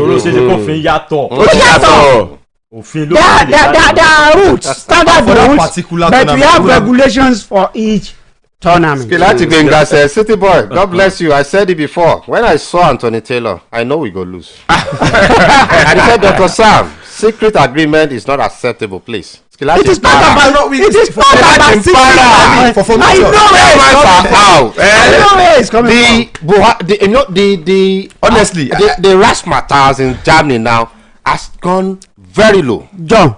The celebration. John. As if they lost their president. John. The entire country is down. I don't think Skilashi is more. They played very well to deserve a place in the final. You see, losing till 90 minutes plus. 109 minutes. Well, you see, the issue is we only have one winner. Yes. I know quite well that after PRing Germany and Spain in the quarter final stage, one of the best teams in this tournament will go out.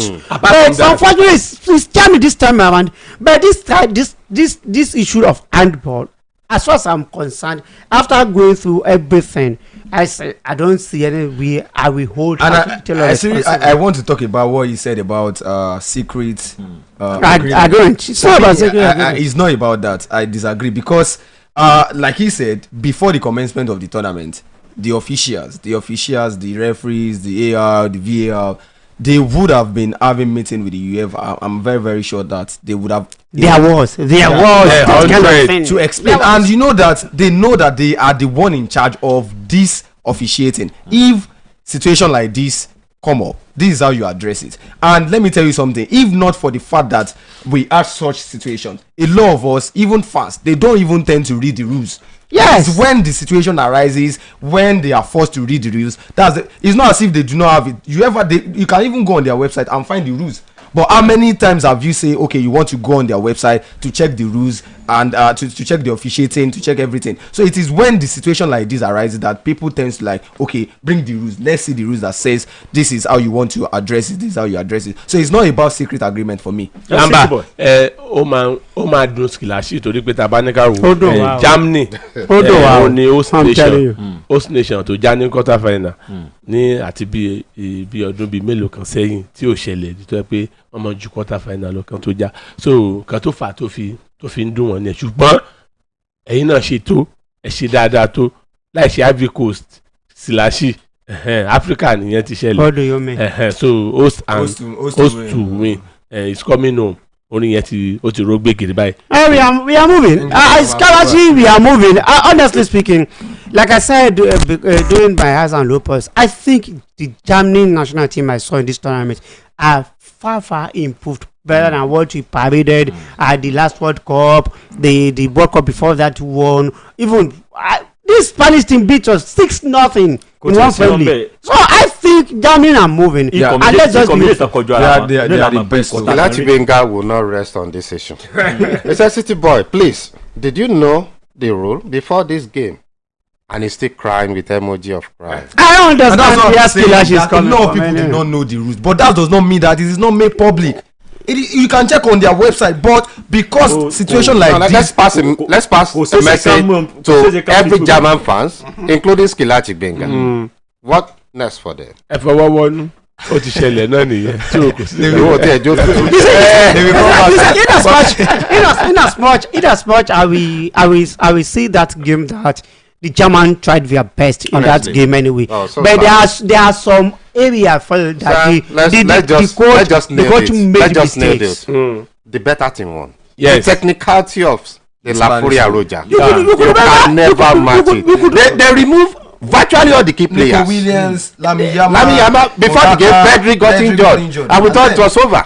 And La Fuente, what's the name of this their coach self? Luis de la Fuente. De la Fuente came with a magical moment. Yeah. You see? I mean, I think the issue is this. Playing against when we are talking about technicality in football, we just have to give it to the Spanish. Absolutely. Maybe after Brazil, that we have known that we have the traditional custom. Even that was then. After Spain, Germany is next. Germany doesn't even come close. But they are next. Italy is next. What we are talking about England, maybe power. You see, they always strength, resilience. That's the key of Germans. But you always you cannot compare. They don't have the flair of Spain. But you cannot. What I'm trying. I've checked through. I've never seen anything that have the technicality of the Spanish. You just have to give it to them. But if you are going to be any team that can come next after them, that's why I'm naming. Because you cannot bring England to this conversation now. No. Technically, you cannot bring England. Think about any other team that come close. City Boy. Not Germany. I think it's Germany. Not Germany. Germany also played. They played power football. No. Before. Germany under Nagelsmann. They play very well. Play good football. Under Nagelsmann. Yes. You have Toni Kroos in the midfield. You have Gundogan. What the mistake we made yesterday was bring Michan instead of Andrich in that midfield. Yes. Midfield. To come and start. Maybe if we stick with that Andrich and Toni Kroos combination. Maybe that was why they were able to match Spain to some extent yesterday. But when Andrich came in the second half, we saw what he can do. Okay. They're not very technical. Very. I'm telling you. Very. But you have to give it to the Spanish. Spain. They have. I'm telling you. It's inbuilt. They have it. They have the template already. And I think he's a legend. I just an absolute hero. You just have to juxtapose his career. Don't forget that still Toni Kroos was talking about him. Is the same Toni Kroos in the same set with Cristiano Ronaldo and the rest? For me, I just. Do you remember that 70 tournament? Yeah. But I feel we are talking about somebody in that generation that has 5 Champions League. 5 Champions League. Oku ọmọ Real Madrid méjì tí à ń wò lójú pé tí wọ́n lè sọ pé Ballon d'Or Bellingham àti Vinicius Junior fún Ballon d'Or. So Toni Kroos will now win Ballon d'Or the first 6 times anyway. Irọ́ tó bá jẹ́ pé Germany ó gba Euro. Yeah, but you know that. We'll take a break there. But before we take this break, Mubo Adedokun from USA said, I said yesterday that the match between Germany and Spain is final before final. Yes. However, why should there be different rules when it comes to officiating? Let us have uniform rules, please. I think the and each tournament comes with different rules. You see, I've always said this. You cannot compare the I've always said this. English Premier League with that of Spanish La Liga. I think that one also. But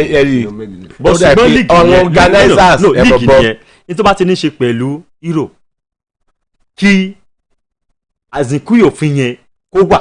Aboki, as far as I'm concerned, they are tampering too much with the rules of football nowadays. I'm telling you, gone are the days you will know outside.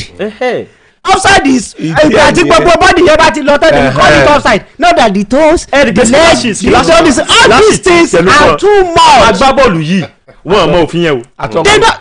Òfin yẹn lẹ́yìn àwọn adarí ayò nìkan ní òfin. Kukwala was looking at it. Ṣùgbọ́n òfin tó bá ti mọ̀ tẹ́lẹ̀ kò ní ṣàjòjì fún wọn. Nígbà tó gbọ́ bá ní ẹ bó ṣe kó òfin mi làgbédè. Aboki, they are tapping too much with I wish you can see our studio manager now. He's waving his hand. But let me acknowledge the message of Skilachi Benga. I said, John, accepted. Better team won yesterday. We are building because I saw -2 in our first 11 yesterday. Before the start of this game, Sani and Emery Chan, please, Legbegbe for me. It console me to sleep. Okay, Legbegbe, thank you for consoling Skilachi Benga. Abiola Alayode say with, well, this is why rules or law are not respected because they are easily and visibly bent for the powerful people. If they could award such a penalty against them, like, why the... Okay, I don't want to use that foul line. I mean, so harsh on here. Why the so don't they award this against Spain?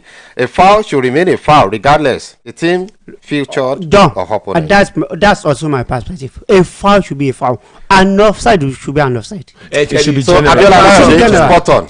Yes, spot on. Olatitilayo from London, thank you. Say don't let us mix things. Competition rules are different from FIFA rules of the game. That's it. Spot on. Now let's go pay some bills. When we come back from this commercial, we'll take you straight to Portugal, France. Remember England, Switzerland today. Yeah. And of course, in the night, Netherlands. our Netherlands versus Turkey. We'll be back after this.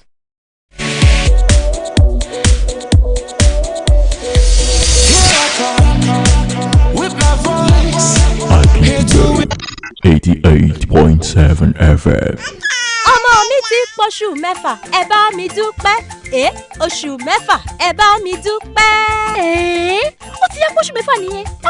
ọmọ ò máa ń pẹ́ dàgbà o. báyìí o ọmọ rẹ ti wá nílò ju omi ọyàn nìkan lọ o. àkókò ti tó láti máa fún un ní oúnjẹ fífọ́ ní àfikún sí ọyàn. rí i dájú pé àwọn oúnjẹ ọmọ rẹ ní ó kéré tán ọ̀kan lára àwọn oúnjẹ àfọ́pọ̀ márùn-ún wọ̀nyí: ẹyin, ẹja tàbí ẹran, èso àti ewébẹ̀, epo tàbí òróró, ẹ̀wà, ẹ̀pà tàbí sóyà, ìrẹsì, ọ̀dùnkún, àgbàdo tàbí iṣu. ọmọ rẹ bẹ̀rẹ̀ láti oṣù mẹ́fà nílò omi ọyàn àtàwọn oúnjẹ wọ̀nyí fún ìdàgbàsókè àti ìlera. máa fún wọn lọ́yàn títí yóò fi pé ọmọ ọdún 2 àti jù bẹ́ẹ̀ lọ. ìkéde yìí wá láti àkànṣe ARIN, iléeṣẹ́ tó ń mójútó ètò ìlera ìpínlẹ̀ Ọ̀yọ́.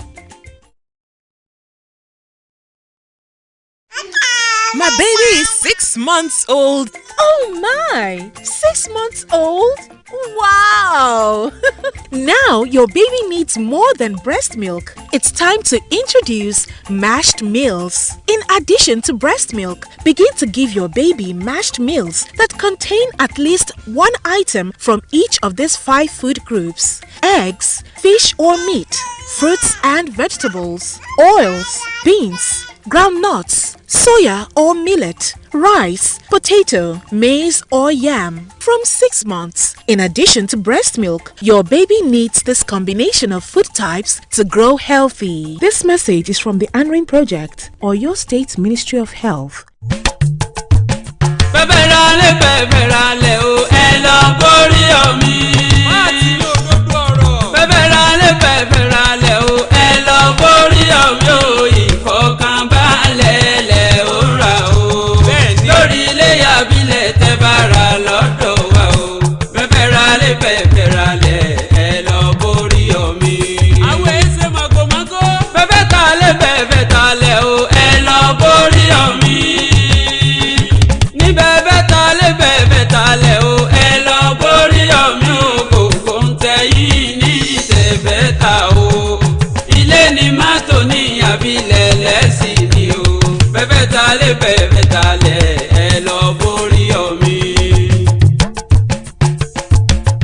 ìrìn àjò lọ́sílẹ̀ mímọ́ mẹ́kà ò kéré ní jẹ́ gbogbo ẹni tó bá fẹ́ lọ wá ilé iṣẹ́ gidi tí ò ní kó wọn sí wàhálà tí ò ní dé mọ́kà tán kí wọ́n da nílẹ̀ láì bìkítà àti ṣiṣẹ́ tó bá lọ. gbogbo ẹni tó bá wá ń gbìyànjú àti lọ sílẹ̀ mímọ́ mẹ́kà fún umra October sí November tó ń bọ̀ yìí. ajé níyàn lè ṣe kan Mashallah ajá umra service ní kẹ́ ẹ bá lọ. sísanwó wọn ò gúnpá ilégbè wọn ní mọ́kà ìrọ̀rùn ló bá dé. fún gbogbo ẹni tó bá bá wọn lọ. gbogbo ètò ló sì ti tò láì sí wàhálà. gbogbo ẹ̀yin tẹ́ nífẹ̀ẹ́ àti bá wọn rìnrìn àjò umra October sí sí November tó ń bọ̀ yìí àrà ọ̀tọ̀ ni umura yìí jẹ́ o pẹ̀lú àkànṣe àdúrà tí iléeṣẹ́ Mashallah Hajj umura ṣàgbékalẹ̀ rẹ̀ tí gbogbo ẹni tí wọ́n bá jọ lóòjọ́ ṣe képo lóhùn pẹ̀lú ìgbàgbọ́ pé àdúrà mi ó gbà ìyẹn ní umura fún gbogbo ẹni tó bá fẹ́ bá wọn lọ. ẹ lè kàn sí wọn ní shop B3 Alaka junction ayégun ọ̀lẹ́yọ̀ road ní garage Ìbàdàn tàbí ká ẹ pè sórí nọ́mbà yìí 07037417353 tàbí 07064274181 Mashallah iléeṣẹ́ alálàájì rọrùn.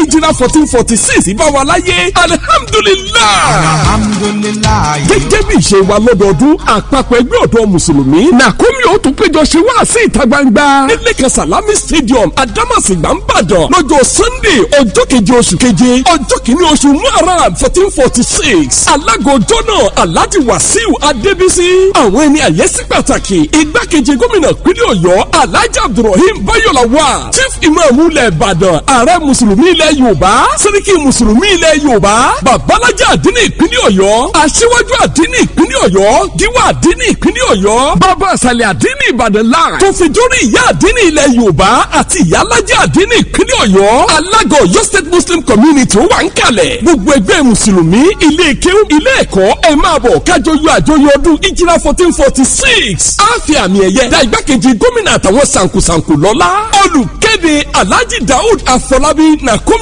coordinator Ọ̀yọ́ state. Agidigbo 88.7 FM. It's my choice. You can dream.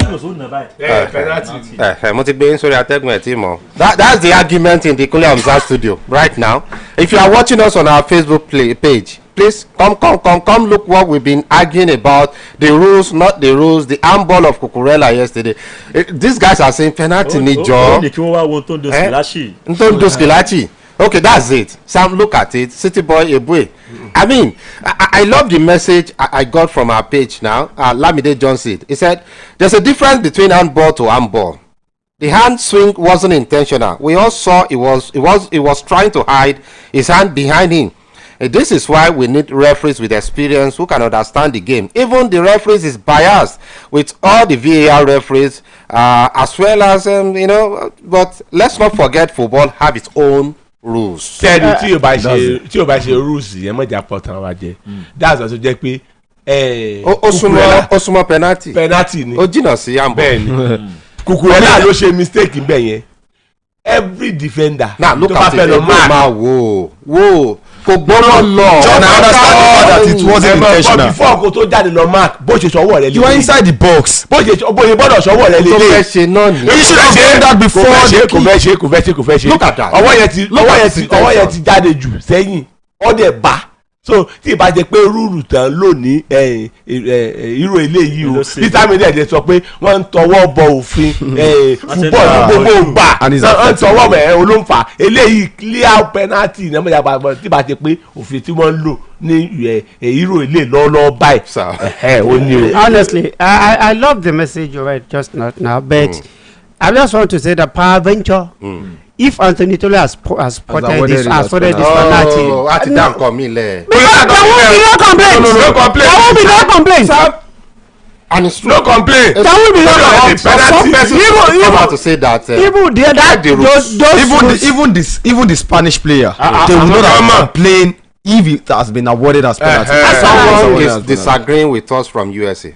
Mubade Dokun say, no matter what you people will say, this is a clear penalty. So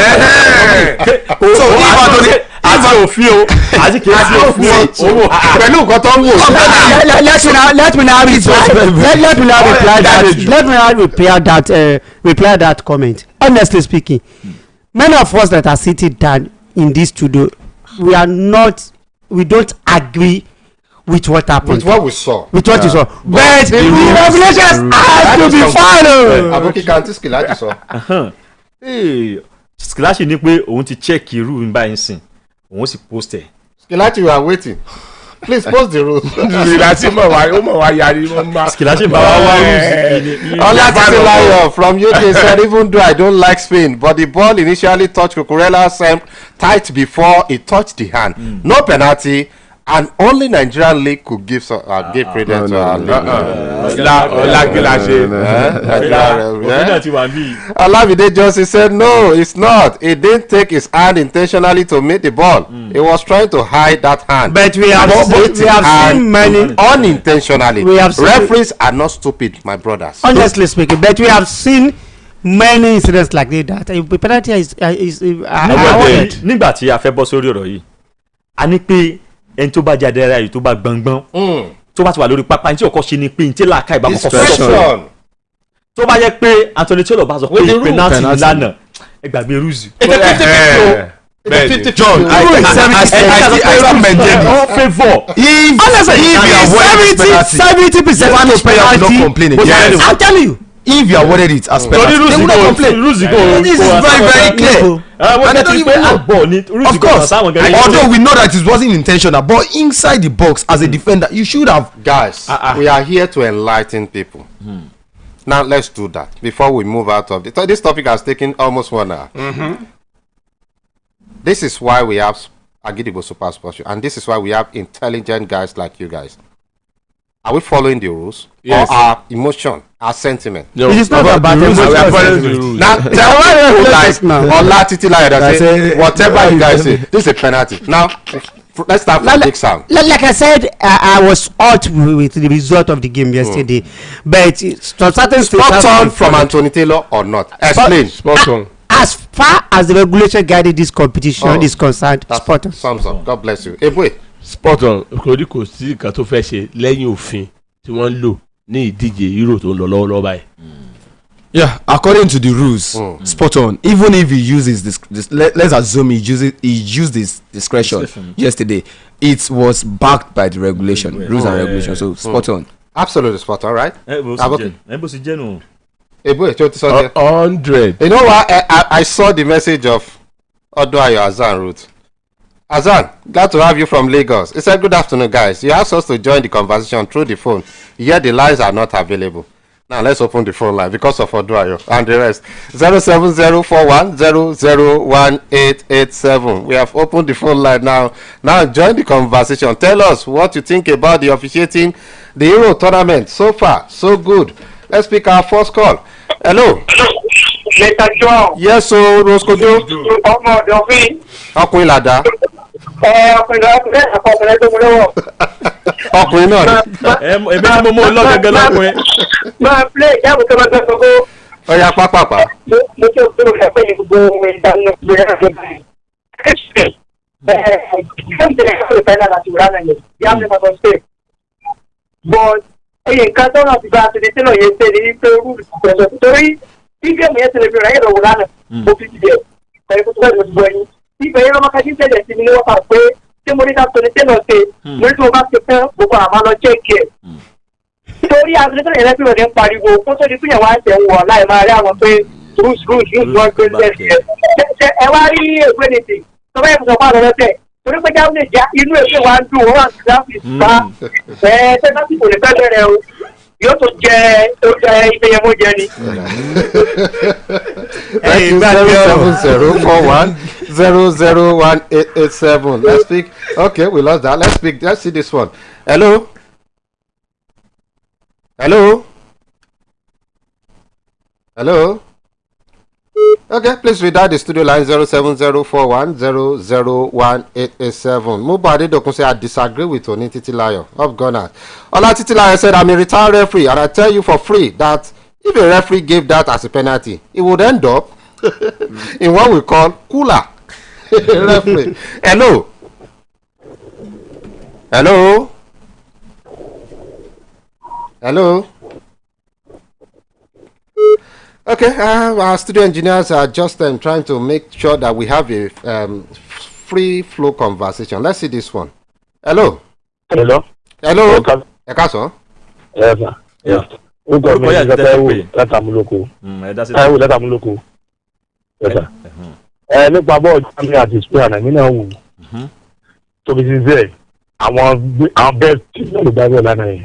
Kódà final before final ni wọ́n gbá tó wà. Mo kí Spain pé wọ́n wà lọ́kì ni o torí Germany yẹn wọ́n so confidence wá àti maturity Spain gbá bọ́ọ̀ náà ká pàtẹ́lẹ́tì wọn gbá bọ́ọ̀ but Germany so maturity àwọn mature player wọ́n so yàmìlẹ́nu nígbà tí bọ́ọ̀ torí nígbà kọ́kọ́ ń bá tẹ́lẹ̀ mú o pé àti Germany bí o Spain ti fẹ́ kí Germany bá pò báyìí but Germany padà so fún àwọn mature player but kápá pẹ̀lú lọ́ọ̀kì torí kápá player náà go 9 minutes go tí Germany kìíní ẹ̀ tó kàn tí kípa tó ti gan pa ẹ̀ ní àná ọ̀bà tí bá tó di penalty. kí lè sọ nípa ti ọ̀rẹ́ penalty àbí penalty yẹn. pẹ̀lú ìgbọ́dọ̀ yẹn ó dojú lọ́wọ́ because náà yẹn kí ni penalty bọ̀ nígbà wà ní nǹkan tó sẹ́mọ̀ àwọn ọmọ yẹn lùsùn ó sì ní òyìnbó sẹ́dá ara ni ó jọ wá lójú wọ́n á tó yóò yẹ dúdú bá ní àwọn ò ní gbà láyé àtọ̀nà báwo wọ́n ti wá lè ṣe. If that happen at the Lagos Salami Stadium shooting stars ìgbàlẹ̀ lẹ́wà mú lùsùn tó wá. What happened against Eyimba is not good. Hello. Hello, ẹ káàsán orúkọ yín àti ibi tẹ́ ti ń pè. Samuel orúkọ mi láti Samonda. Ọyẹ ẹ̀dá sí tó. A rule is a rule o. If no be the rule, that is a clean 100% penalty. So Anthony Taylor ṣàṣìṣe. This rule don turn am to another thing now. We have to take it. Agba for long. Thank you so much. 07041001887. Hello. Oh, we lost that. Keep your calls coming in. 07041001887. Penalty or no penalty? Rules or no rules? Let's see this one. Hello.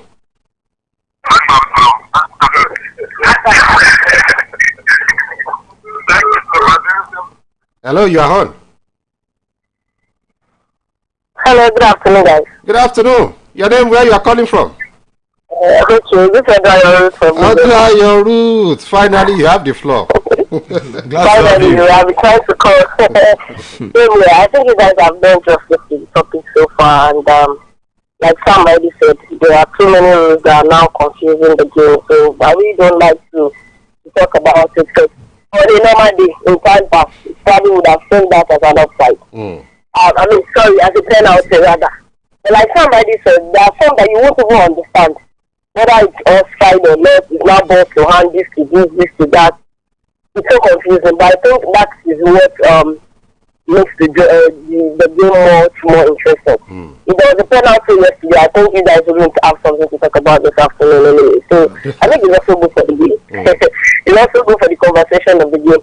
The Euro so far has not been quite exciting like I expected or like we had expected. For those of us that see it like a mini World Cup, I think AFCON was far better than this. Just look at the labels, the French national team, and the way they have just wobbled and bubbled into the semi-finals. It's just so funny. It's just so funny. And it will be another funny thing to see England in the semi-finals as well. It will be another funny thing. What do you mean, Odoyo? What do you mean? To be funny. We know that those teams have been really abysmal in this tournament. Really. England, they are not just there. They are neither here nor there. But they are still trying to get the results, and I still wish them the very best against Switzerland, even though Switzerland have been very much better than them in this tournament so far. But we still look forward to. Sorry, Sam was saying something. Sam, repeat what you said. I said I can't wait for that match anyway. Switzerland against I was saying Germany yesterday. This lineup. Yeah, I was saying Germany yesterday was just, we all said that it was finals before the finals. It was a game that would have expected to see for a final, not in the quarterfinal. But then it is what it is. The Spanish national team, I was speaking with somebody yesterday, and someone also echoed my thoughts on the internet today that Spain have been on this developmental process for a while. If you look at them from the under 17, the under 20, now to their senior national team, the same thing, the same pattern with the women's national team. And I really hope the Africans, especially Nigeria, are learning from the Spanish. Why not? I really hope we can learn something from them, really. They've been on this project for a while, and it's actually paying off right now. Well done, guys. Mo ní kí n sọ fún ọ ní o, England tèmi ò ṣetán láti já o, England tí mo gbé dání tí mo ń fàrù kò ṣetán láti já o. Okay, thank you so much, Oduayo. A fantastic contribution all the way from Lagos. She's a top journalist, in case you don't know. Let's see this call. Hello, she's a gunner as well. Yeah, That's not great one. to- Àmì ìdánwò. Àti Mo gbogbo mọ̀ pé ibi tó fẹ́ náà ló wó sí lánàá. ibi tí mo fẹ́ náà nìyẹn. Ẹtí méjì lè ní sọ́pọ̀ láti bẹ̀rẹ̀. Portugal àti Spain. Wọ́n tẹ̀ tó ti kéré kan lára ẹ̀yìn ten sọ̀rọ̀ sport lórí radio sportcasters. Fi bẹ́ẹ̀ gbé fún Jerry Spain láti ẹ̀tí wéra láti ẹ̀tí débi tọ́jú ìgbọ̀n rárá láti bẹ̀rẹ̀. Ebi wọ̀ bóyá bẹ̀lẹ̀ pé ẹ̀rọ Real Madrid ní Europe champion ni I don't know. Gbogbo àtàwọn àjọ náà lásán pọ̀ tó wà rí. Gami ló máa wí. At the end of the day, wọ́n bó jẹ́ ẹ̀bùn ẹ̀ ti máa boost lórí ọ̀rọ̀ Arsenal. Ẹ̀ ti wá bá lórí national team.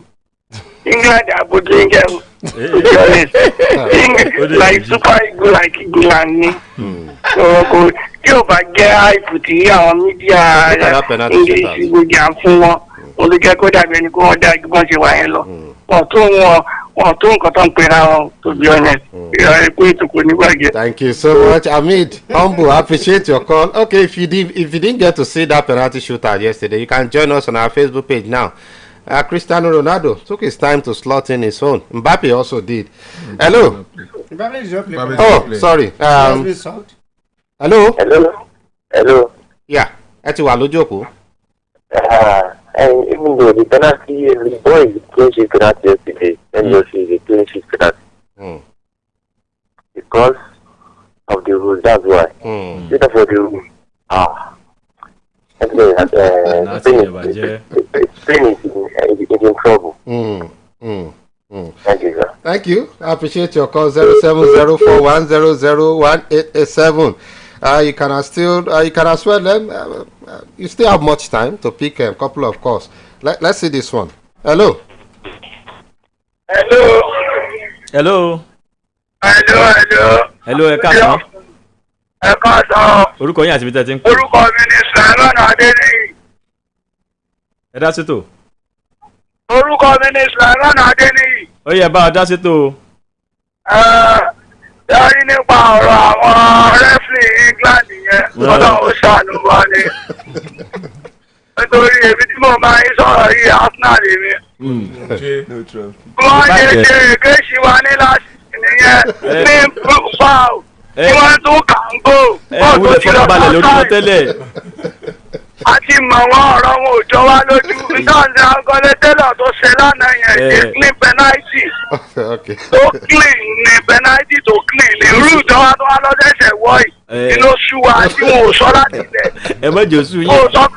Tó bá jẹ́ wípé Germany ló bá rí opportunity tí wọ́n lò fún wọn lánàá yẹn máa ní wọ́n ṣe pàṣẹ torí pé wọ́n jẹ́ host country. Ẹ̀yin náà wá wò ó. Irú ẹni tó sọ̀rọ̀ tánìsì tó ní ṣe mò fẹ́ jẹ́ kí Spain kó máa wí ní pé wọ́n sọ̀tẹ̀ kó sọ̀tẹ̀ ń bẹ̀ tí wọ́n bá gbá nọ́mbà tí èèyàn sọ̀pọ̀tì wọn. Bẹ́ẹ̀ni.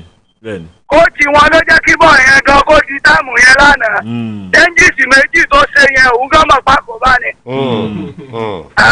Kò yẹ kó wọ́n wọ extra time rárá. Spain ó ti win láti first half ní second half yẹn. Pẹ̀ tó ti yọ yàmá yẹn kó nu máàkì yẹn báyìí ló ba máàkì yẹn jẹ́. Tó fi rí chance yẹn tó láwọn tó jẹ́ defender wọn. Wọ́n ráyè jáde padà. Tẹ́lẹ̀ mo ráyè jáde ńgbà tọmọ yẹn ń bẹ́ẹ̀ bẹ́ẹ̀. Dẹ́ńjìsì yẹn bó ṣe jẹ́ nìyẹn. Ọlọ́wọ́ sànù wa pẹ̀lú àwọn rẹ́fìlì England yẹn ni o. Thank you so very much. I appreciate you. And let me read the message of Osuniran Ayobami Samuel. I said this was the correct application of the rules. The body was not unnatural bigger with his arm placement, so no penalty. No penalty. Let's see this call. Hello. Hello, it's Mojo calling back. Sorry, Mubagi like to talk about the rules of Germany. I think you guys have not really said enough. I don't know whether you are planning to speak about him on the show next week, but I think he really deserves a lot of credit. He's finally retiring from football. And a very good career so far, and I hope people like Cristiano Ronaldo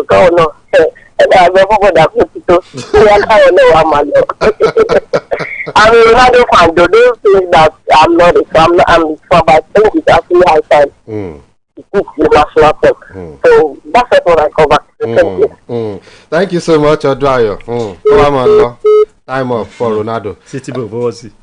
2026, we are still going to the World Cup.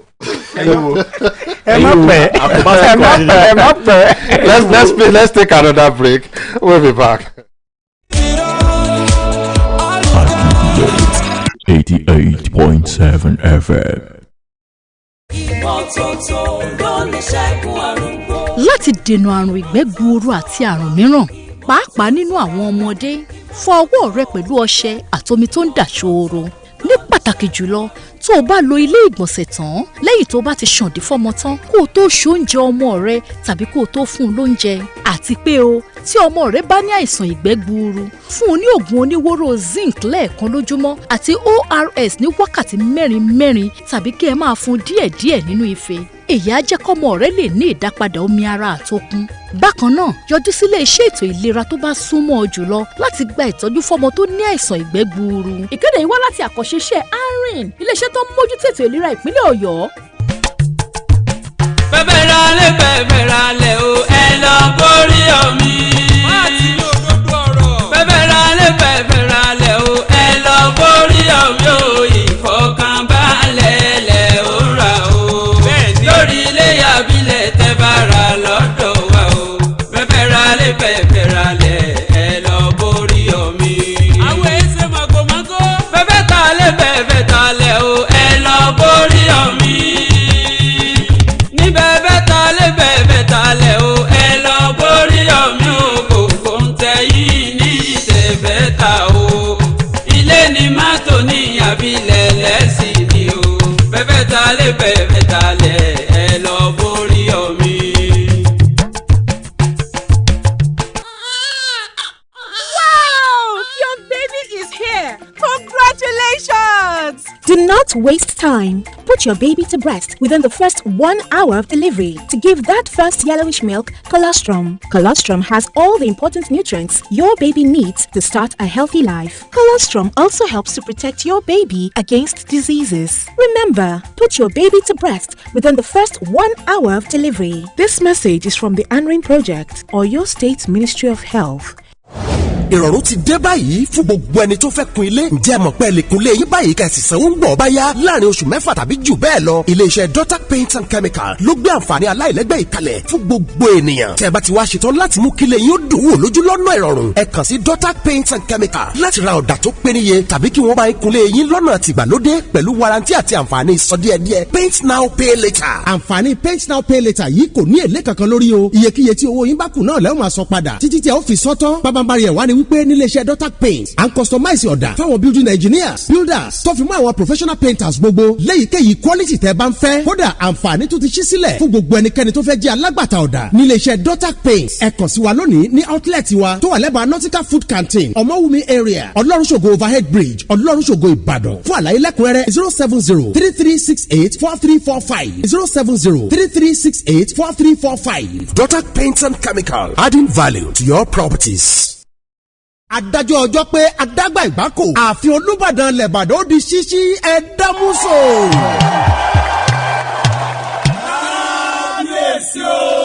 Ká dúpẹ́ lọ́wọ́ Elédùà tó ṣọlá èyí fún wa nílẹ̀ Ìbàdàn. Ìdí nìyí tí àgbáríjọpọ̀ ẹgbẹ́ gbogbo ọmọ bíbí ilẹ̀ Ìbàdàn Central Council of Ibadan Indigenes tó fi mọ́ ìgbìmọ̀ àwọn olóyè Olúbàdàn in council ṣe ń pe tolórí tẹlẹ̀mù nílẹ̀ Ìbàdàn àti ilé àtọkọ tó fi mẹ́yìn odi láti darapọ̀ mọ́ wa ní Wednesday ọjọ́ 10 oṣù keje ọdún yìí July 10 láti ṣí ààfin Olúbàdàn ilẹ̀ Ìbàdàn tuntun àràgbá yamuyamu tó lé téńté sókè àrẹ̀mọ nílùú Ìbàdàn gbogbo lókọ̀lókì sankosanko kàrìnkàrìn láwùjọ ni ó wà ń bẹ̀ nígbà tí a bá ń ṣàfihàn Olúbàdàn ilẹ̀ Ìbàdàn onísábàbí re gómìnà ìpínlẹ̀ Ọ̀yọ́ His Excellency Engineer Olúwaṣeyì Abíọ́dún Mákindé lẹ́ni àyẹ́sí pàtàkì tí ó tún bá wa ṣí aṣíwájú Bọ̀dé Àmọ́ lálága ayẹyẹ olóyè Báyọ̀ Oyèrò wà ń kalẹ̀ àtàwọn kàrìnkàrìn tá a lè kà tán ààrẹ CCII olóyè amòfin Suleiman Ajẹ́níyì Ajẹ́wọlé ni ó máa gba gbogbo wa lálejò ààfin Olúbàdàn ó di ṣíṣí kágbádé wọlé lókù.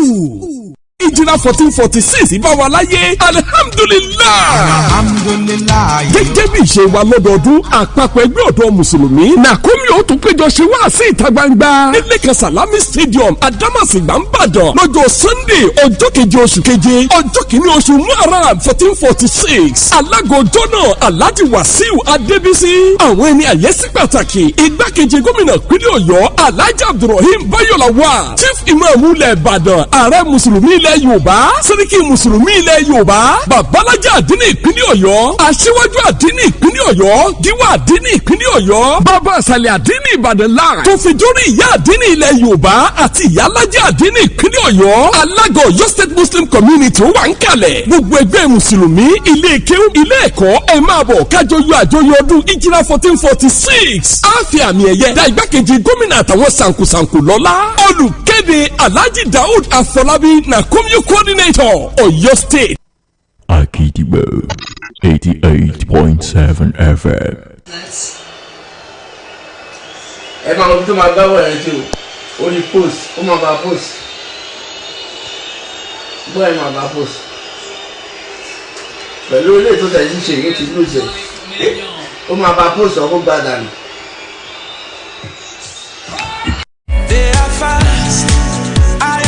Okay, welcome back. In case you don't know, that happens to be the voice of Skilati Gbenga from Germany. That was the video he sent to me yesterday. If you are watching us on our Facebook, and that happens to be the voice of Skilati Gbenga. Skilati Gbenga, yes, I think you are okay now. But you know, so Skilati Gbenga said we should tell people. Don't very open church. They are must then. So come and rub up on the new octopus. Guys, before we go, England and Switzerland. Let's start from the English man. Ṣé tabanika wo match méjèèjì a rí pé most especially ẹnìkan ó wà aspect tó jẹ́ pé tàbá ń sọ̀rọ̀ nípa Granit Xhaka ní Switzerland a rí pé kò fìdí rẹmi rárá láti jọ so èmi rí pé kò sí ọ̀dà bẹ́ẹ̀ ó sì kó last night náà ni pé he won the league náà kò sọ fún pé ní Germany ní ọdún tó kọjá ní season tó kọjá kò fìdí rẹmi wọ́n ti máa fẹ́ play nínú Germany Düsseldorf so definitely ó ti lose match méjì ní ọdún yìí náà ṣùgbọ́n á lose ẹlẹ́kẹta yẹn lónìí tani ò borí England Netherlands City boy yeah Switzerland àti Switzerland England have not been impressive. Netherlands Turkey Netherlands Sam, I don't even want you to go to England. Sam, wax about Copa America. Copa? Oh, anyway, like I said the other time, I think Argentina is moving forward. Game this midnight. Yes. Uruguay, Brazil. And I will not be surprised if Brazil abandoned out of that tournament anyway. Very convincing. I'm telling you. And for England, Switzerland, Swiss all the way. One play down before we go, sir. We just have to go. Joe, we are run out of time. Okay, let's leave the rest for Legbe tomorrow. On the Dore Daraya, 12-1. Ibrahim Salafi ti ẹsẹ̀ ń ju wọlé belebele. Kí ni ó ṣe? England. Kí ni Salafi ó ṣe? Switzerland. England Switzerland. Kọ́mọ̀ ìgbóni yẹn. Ọgbọ́n tó kó wá sórí ètò wa. Adúpẹ́ lọ́wọ́ rẹ̀. Ẹ bá ń sọtẹ̀. I see Switzerland all true. You see ó dẹ̀ sọtẹ̀. ó save ó ní sá. Àtàwọn ìgbà ń sọtẹ̀. Ó dẹ̀ sọtẹ̀. All true. We appreciate everyone that have been part of the program. Thank you Skilati Gbenga, Abdulateef, Nicholas F. Dan K. Oh, thank you for showing face. Oduayo, thank you to all the production crew. Thank you Salafi Atiri Ewele. Yes, we'll come back next week Saturday. Keep it locked on Agidigbo 88.7 FM. Soul of Radio. All the monitoring spirit. It's a wrap. Agidigbo 88.7 FM.